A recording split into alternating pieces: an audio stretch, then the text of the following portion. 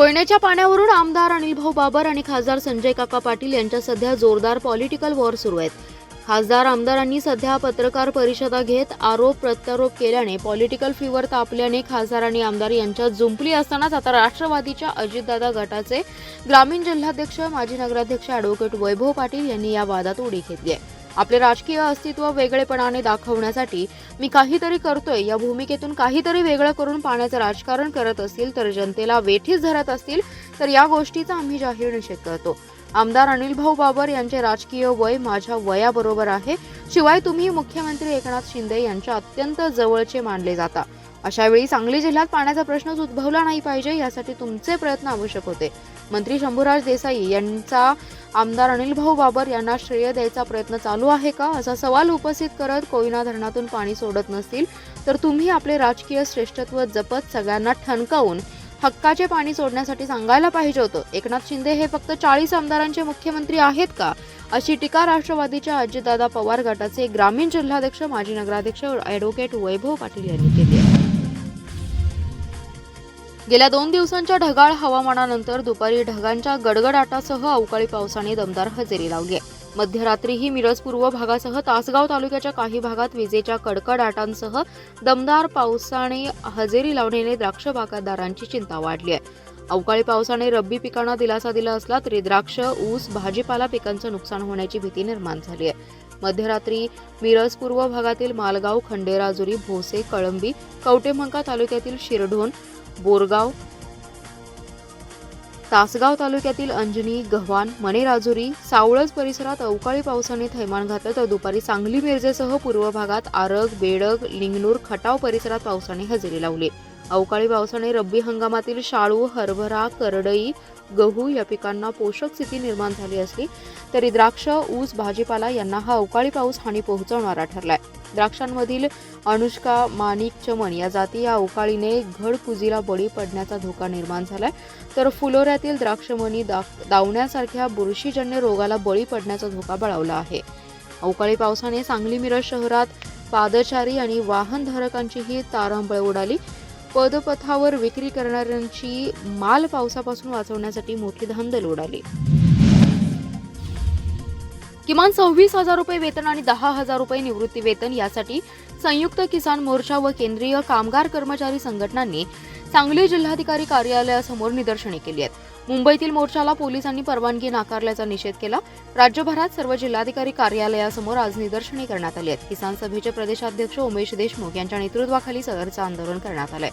शेतकरी, कामगार आणि श्रमिक वर्गाचे प्रश्न केंद्रस्थानी आणण्यासाठी आजच्या देशव्यापी आंदोलनाचं नियोजन करण्यात आलं होतं. राज्यात दुष्काळाची भीषण परिस्थिती आहे त्यामुळे कामगारांचे प्रश्न तीव्र झालेत. महागाई आणि बेरोजगारी वाढत आहे. राज्यात दुष्काळ जाहीर करा. शेतकरी, शेतमजुरांना कर्जमाफी द्या. पीक विम्याची संपूर्ण भरपाई द्या. महागाई नियंत्रणात आणा. औषधे, अन्नपदार्थ, कृषी साधने आणि कृषी यंत्रांवरील जीएसटी रद्द करा. पेट्रोल, डिझेल आणि गॅसवरील उत्पादन शुल्क कमी करा. रेशन व्यवस्था मजबूत करा. 14 जिल्ह्यात रेशनवर धान्य बंद करून रोख पैसे देण्याचा निर्णय मागे घ्या. या मागण्यांसाठी सदरचं आंदोलन करण्यात आले. अवकाळी पावसाने कवटेमंका तालुक्यातील सर्वच भागातील गावात सलग 2 दिवस जोरदार हजेरी लावली आहे. अवकाळी पावसाने अक्षरशः झोडपून काढले. रब्बीसह इतर पिकांना लाभदायक तर द्राक्ष बागांना हानिकारक आहे. दरम्यान मंगळवारी दुपारी झालेल्या अवकाळी पावसाने आगळगाव येथील सुमारे 100 हेक्टर क्षेत्रातील शाळू व 50 हेक्टर क्षेत्रातील मका भुईसपाट झालेत. शासनाने तातडीने नुकसानीचे पंचनामे करून आर्थिक मदत करण्याची आग्रही मागणी शेतकरी वर्गातून केली जाते. तालुक्यात सर्वत्र रब्बीला फायदा झाला होता तर काही प्रमाणात द्राक्ष बागांचं नुकसान झालं होतं. अवकाळी पावसाने सोमवारी रात्री 2 वाजण्याच्या सुमारास तालुक्यातील सर्वच भागात जोरदार हजेरी लावली तर मंगळवारी दुपारी 3 वाजण्याच्या सुमारास पुन्हा अवकाळी पावसाने कवटेमंका तालुक्यातील गावांना अक्षरशः झोडपून काढले. सोमवारी रात्री 1.5-2 तास आणि मंगळवारी दुपारी 1.5 तास कवटेमंका तालुक्यात अवकाळी पावसाने जोरदार बॅटिंग केली. सलग 2 दिवस पडलेला अवकाळी पाऊस त्यामुळे आणि जोरदार वाराही होता त्यामुळे कमरेच्या वर वाढलेला शाळू आणि पूर्ण वाढलेला मका ही दोन्ही पिके भुईसपाट झालेत. शेतकरी वर्ग पुन्हा संकटात सापडलाय. धनगर समाजाच्या एसटी आरक्षण अंमलबजावणीचा प्रस्ताव राज्य सरकारने केंद्र सरकारकडे पाठवून अंमलबजावणी करावी. राजे यशवंतराव होळकर घरकुल योजना व पुण्यश्लोक अहिल्यादेवी होळकर महामेश योजनेच्या लाभार्थ्यांना निधी त्वरित वितरण करावे. घोषणा केलेल्या निधीची तरतूद करावी. समाजाच्या प्रश्नांवर आंदोलन केलेल्या आंदोलकांवरील गुन्हे मागे घ्यावेत. आरक्षणासाठी आत्महत्या केलेल्या बिरू खर्जे कुटुंबियांना 25 लाख तात्काळ मदत द्यावी. या मागणीसाठी जत तहसील कार्यालयासमोर अशोक गोरड यांनी सोमवारपासून आमरण उपोषण सुरू केलंय. या उपोषणाला दुसऱ्या दिवशी जत तालुका ओबीसी समाज बांधवांनी तसेच तुकाराम महाराज आणि धनगर समाजाच्या बांधवांनी उपस्थित राहत पाठिंबा दर्शवलाय. आंदोलनस्थळी दुसऱ्या दिवशी राज्य सरकारने धनगर आरक्षणासाठी नेमलेल्या समितीच्या शासन आदेशाची होळी करण्यात आली. धनगर समाजाच्या आरक्षण अंमलबजावणीची मागणी असताना राज्य शासनाने समावेशची समिती नेमून धनगर समाजाची दिशाभूल करून समाजाच्या जखमेवर मीठ चोळलं असल्याने आंदोलनस्थळी समितीच्या शासन आदेशाची होळी करण्यात आली आहे.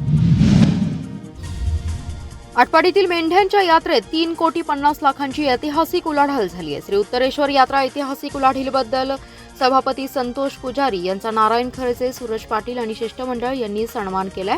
आटपाडी बाजार समिती आटपाडी येथे सभापती संतोष पुजारी यांचा सत्कार राष्ट्रवादी काँग्रेस पार्टीचे युवक प्रदेश सरचिटणीस नारायण खरसे यांच्या हस्ते करण्यात आला. श्री उत्तरेश्वर यात्रा आटपाडी म्हटलं की अगदी सर्वजण मनापासून सहभागी होतात. आतापर्यंतच्या इतिहासात 3,50,00,000च्या पुढे ऐतिहासिक उलाढाल झाली. कार्तिक महिन्यातील यात्रा शुक्र ओढा परिसरात भरली आहे. ओढा परिसर शेळ्या मेंढ्यांच्या आवाराने फुलून गेलाय. यात्रेत 3,000 पासून 11 लाखांपर्यंतच्या मेंढ्यांच्या किमती हौशी मेंढपाळ सांगतात. नगरपंचायत आटपाडी कृषी उत्पन्न बाजार समिती यांच्या संयुक्त विद्यमानाने यात्रेचं नियोजन करून रविवारपासून यात्रेला सुरुवात झाली. यंदाच्या यात्रेत शेळ्या मेंढ्यांचा आकर्षक कळप यांना शेतकऱ्यांचा सन्मान करण्यात आला. यावेळी हौशी शेतकऱ्यांनी जेसीबी वरून मेंढ्यांवर गुलालाची उधळण करत आनंदोत्सव साजरा केलाय. मिरज कोल्हापूर जाणाऱ्या सर्व्हिस रोडवर असलेल्या हॉटेल राजपूत गार्डन जवळ गांजा विक्रीसाठी आलेला मुकेश माणिक तमाचेकर याला अटक करून त्याच्याकडून 77,500 रुपये आणि मोपेड असा एकूण 1,32,750 रुपयांचा मुद्देमाल गांधी चौकी पोलिसांनी जप्त केला असून गुन्हा दाखल झालाय. मिरज ते कोल्हापूर या सर्व्हिस रोडवर असलेल्या राजपूत गार्डन जवळ इसम ग्रे रंगाची मोपेड मोटारसायकलीवरून गांजाची विक्री करण्यासाठी थांबला असल्याची माहिती गांधी चौकी पोलिसांना मिळाली. पोलिसांनी सापळा रचून त्यास अटक केली. त्याची कसून चौकशी केली असता कापडी पिशवीत पाहिली असता 77,500 रुपयांचा 3 किलो 100 ग्रॅम गांजा आढळला. तसेच रोख रक्कम आणि मोपेड मोटारसायकल असा एकूण 1,32,000 रुपयांचा मुद्देमाल जप्त केलाय. हा गांजा रेकॉर्डवरील गुन्हेगार अमन अक्रम जमादार याच्याकडून आणल्याचं निष्पन्न झालंय. गांधी चौकी पोलिसांनी आतापर्यंत एकूण 7 गुन्हे दाखल करून त्यात 11 आरोपींना अटक करून त्यांच्याकडून एकूण 5,72,300 रुपये किमतीचा 26 किलो 418 ग्रॅम वजनाचा गांजा हस्तगत केलाय. महापालिकेच्या वतीने जुन्या अग्निशामक केंद्राच्या जागेवर मेडिकल स्टोअर आणि नवीन अग्निशामक केंद्र उभारण्यात येणार आहे. त्यासाठी राज्य शासनाच्या नगरविकास विभागाने 2,40,00,000 रुपयांचा निधी मंजूर केलाय. मंगळवारी प्रशासकीय सभेत तसा ठरावाला मान्यता देण्यात आली.